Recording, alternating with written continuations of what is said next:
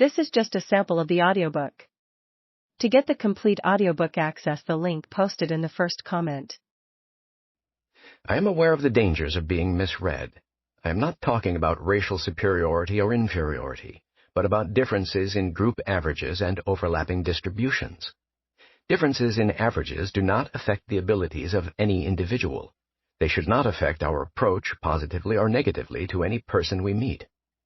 But experience has taught me how hard it is for people to accept those assurances. I am also aware of a paradox. I want America to return to the ideal of treating people as individuals, so I have to write a book that treats Americans as groups. But there's no way around it. Those of us who want to defend the American creed have been unwilling to say openly that races have significant group differences. Since we have been unwilling to say that, we have been defenseless against claims that racism is to blame for unequal outcomes. What else could it be? We have been afraid to answer candidly. Because we have not talked openly about group differences, we have kidded ourselves that the differences are temporary and can be made to go away. The next big push, whether it takes the form of No Child Left Behind in 2001 or a campaign to root out systemic racism in 2021, will change things. We've been saying that since the War on Poverty in 1965. It has allowed us to evade our moral obligation to treat others as individuals, even though mean differences between groups are a reality and will be with us indefinitely.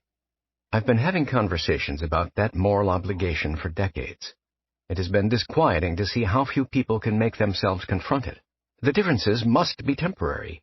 If they aren't, but they must be. Discarding that crutch is essential.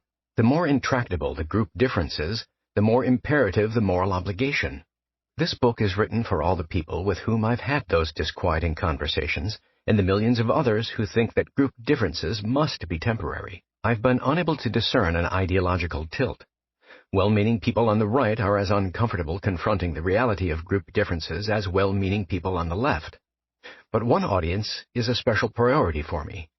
People on the center-left who are liberals in the tradition that extended from FDR through Bill Clinton and included Senator Joe Biden. I suspect that any liberals who have gotten this far are wondering if I can possibly be serious. Can't Murray see that America's problems are coming from the radical right, the people who stormed the Capitol 2 weeks before Biden's inauguration? That's partly true. What's happening on the right is half the national crisis that threatens America's soul, but the other half is what's happening with identity politics on the left. If you are on the center-left, the material in this book is unlikely to be treated accurately in the newspapers you read, the blogs you follow, your social media feeds, or the news that you watch or listen to. Be assured that nothing in this book will challenge your political principles with which I disagree. There's nothing here promoting my libertarian views on freedom or small government. I continue to hold those views. But in this book I argue from a center-right position, aiming to make common cause with people of other political persuasions in restoring an element of the American creed on which we agree.